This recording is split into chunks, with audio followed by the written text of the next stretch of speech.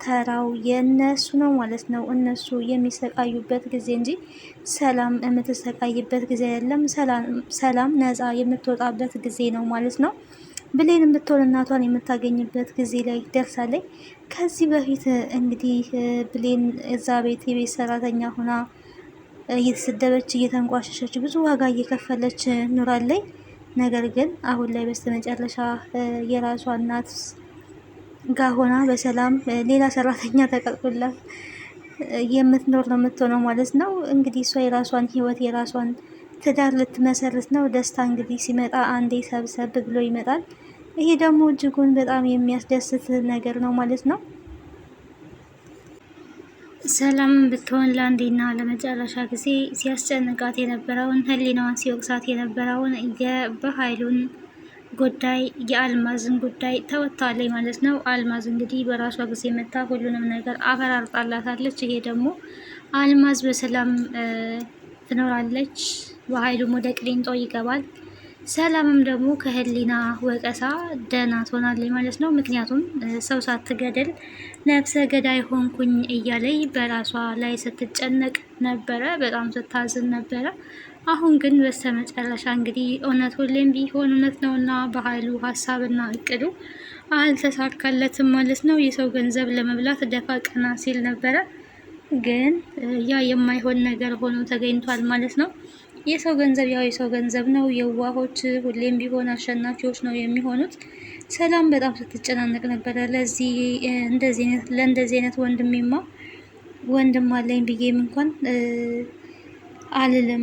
ደግሞም ገንዘብም ለሱ አልሰጥም። ለሱ ገንዘብ ከምሰጥና ገንዘብን ከማበላ ብታሰር ይሻለኛል።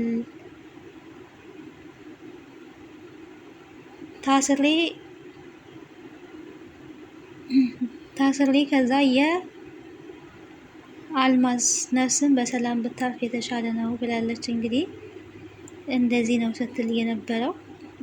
በኃይሉ ታዲያ በየጊዜው ከእሷ ላይ ገንዘብ መቀበልን ነበር የፈለገው።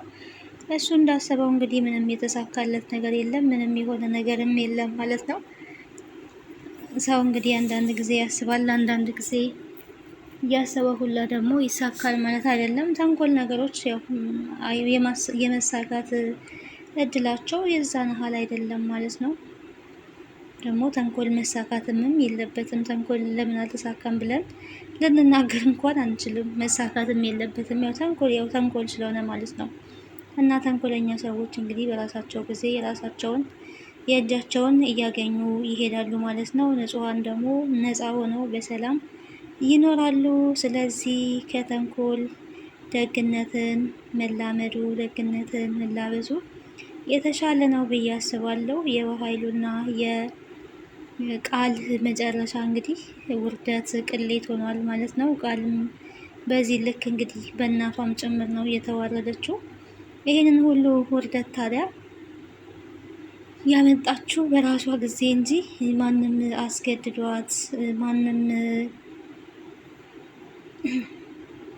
ዋሽልኝ ወይ ደግሞ እንደዚህ ሁኝልን ያለያትና ያስገድዳት የለም። ፈልጋ ስለሆነ የገባችበት ፈልጋ የገባችበትን ደግሞ ያው ልትቀበለው ይገባል ማለት ነው። ሰው ፈልጎ የገባበትን ነገር ራሱ ነው መቀበል የሚችለው። ማንም ሌላ ሊቀበልለት የሚችል የለም።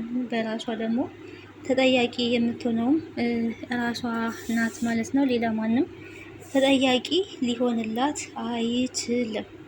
ስለዚህ ቃል ብሌንን ሁሉ ነገርሽን እቀማሻለሁ ስትላት ነበረ። አሁን ላይ እንኳን ሁሉ ነገሯን የብሌንን ልትቀማ ይቅርና እሷ ለራሷ ያሰበችና ያቀደችው ነገር አልተሳካላትም። የራሷ እናትም እንግዲህ ጥሩ አመለካከት የላትም አሁን ላይ ለሷ። በእርግጥ ቃል በወደቀች ሰዓት ሀረግ በጣም ደንግጣለች። ያው እናት አይደለች ወልዳለችና በጣም ነው የደነገጠችው። እንዴት ይሄ ነገር ሊሆን ይችላል? ምን ሆንሽብኝ ልጄ እያለች ስታለቅስ ስታነባ እንግዲህ በመግቢያው ላይ እንደተመለከታችሁት አይተናል። ምክንያቱም እናት ናታ ወልዳታለች። እናቶች ግን ልጃቸው ምንም ይሁን በቃ የእናትነት ፍቅር እኮ ከፈጣሪ በታች የእናትነት ፍቅር ይለያል። በቃ በጣም ነው የሚወዱን። ምንም ጥፋትም ቢኖር አስቸጋሪ ቢሆኑም ልጆቻቸው ሁሉንም ጨዋውንም አስቸጋሪውንም ልጅ እኩል ነው የሚወዱት እና የእናትነት ስሜት እንግዲህ በጣም የተለየ ስሜት ነው። ወይዘሮ ሰላም እንግዲህ እያስጨነቃትንና ሲያሳስባት የነበረውን ጉዳይ ለብሌን ስታማክር ነበረ። በስተመጨረሻ ግን ለብሌን ስታማክራት የነበረው መፍትሄ አግኝቷል። ብሌንም ብትሆን ይሄ ነገር እኔ ትክክል አይመስለኝም፣ የሆነ የተደበቀ ነገርማ አለ፣ የሆነ የኔ ያልገባኝ ነገር አለ እንጂ በኃይሉ ይሄንን ነገር የሚናገረው የሆነ ያደረገው ነገር ቢኖር ነው እንጂ እንዴት ዝም ብሎ እንደዚህ ሊያደርግ ይችላል? እንዴት እንደዚህ ሊያደርግ ይችላል? ምክንያቱም እሱም ቢሆን እንደሚያስጠይቀው ስለሚያውቅ ይሄን ነገር ዝም ብሎ ሊያደርግ አይችልም እያለች እንግዲህ ስትናገር ነበር ማለት ነው። ብሌን እውነቷን ነው፣ ያው ጥሩ ጠርጥራለች ማለት ነው።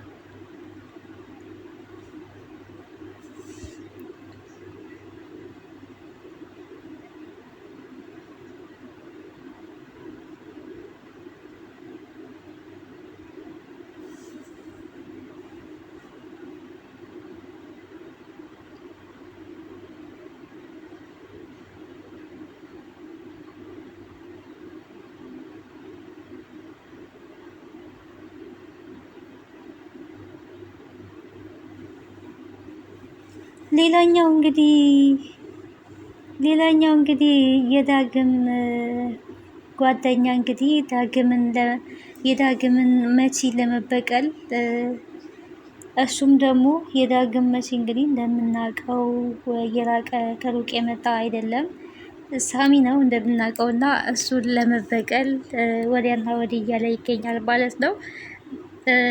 ቁጥር ተቀብሏል። የዳግምን የወንድሜን ደም መመለስ አለብኝ። እሱ ማን ስለሆነ ነው ዳጊን የሚመታው? ዳጊን መጥቶ በሰላም መኖር አይችልም። ማን እንደሆነ ልናሳውቀው ይገባል ማንነታችንን እያለ እንግዲህ እየፎከረ ይገኛል። የዳግም ጓደኛ ለዳግም ያው ጠበቃው ሆኗል ማለት ነው።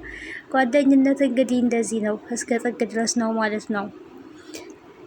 ሌላኛው እንግዲህ የወይዘሮ ገነት ውሳኔ ያው እንደምናውቀው በዛኛው ፓርት ላይ እንዳየነው መጀመሪያውን ፈቅዳ እንግዲህ ተደስታ ቃልንም አሳፍረው በስተመጨረሻ ዳግምና ብሌን አንድ ላይ ሆነዋል። ከዚህ በኋላ ያው ሰርግ ነው የምንጠብቀው። ምንም አይነት ፈተና ቢመጣም እንግዲህ ቀለበት አድርገዋል። ይህን ፈተናቸውን ደግሞ አንድ ላይ እንደሚወጡት ባለ ሙሉ ተስፋ ነኝ ማለት ነው። ደስ ይላል እንግዲህ ቃል ያው ዳግምን ብትወደውም ብታፈቅረውም ነገር ግን ምንም ማድረግ አይቻልም። እሷ ስላፈቀረችው ስለወደደችው የራሷ ለማድረግ አትችልም። እሱ የሚወደው የሚያፈቅረው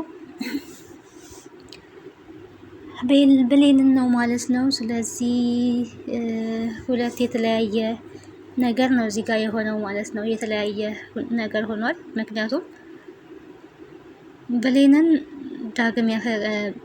ዳግም ብሌንን ያፈቅራል፣ ቃል ደግሞ ዳግምን ታፈቅራለች፣ ሳሚ ደግሞ ብሌንን ያፈቅራል። እና ህይወት እንግዲህ አንዳንድ ጊዜ እንደዚህ ናት ማለት ነው። ሰው እንደፈለጋት ሳይሆን ራሷ በፈለገችው መንገድ ነው ሰውን የምትበራው። በቀጣይ እንግዲህ ቀጣዩን ክፍል አብረን የምናይ ይሆናል። ስለነበረን ቆይታ አመሰግናለሁ። ቤተሰብ ያልሆናችሁ ቤተሰቡን ሀሳብ አስተያየታችሁን በኮሜንት ሴክሽን ላይ አስቀምጡልኝ። ከዚህ ድራማ እንግዲህ ያው ብዙ ነገር እንደተማራችሁ ባለሙሉ ተስፋ ነኝ። አደራ ብዙ ነገሮችን አስተምሮናል። ግን ብሌንና ሰላም እናትና ልጅ እንደሆኑ እንዲጋለጥልን ማለት እንዲወጣልን እንፈልጋለን፣ እውነቱ ማለት ነው። በቀጣይ እስከምንገናኝ ድረስ ቸር ሰንብቱ። በያላችሁበት ሰላም ክርስቶስ ይብዛላችሁ። ባይ ባይ።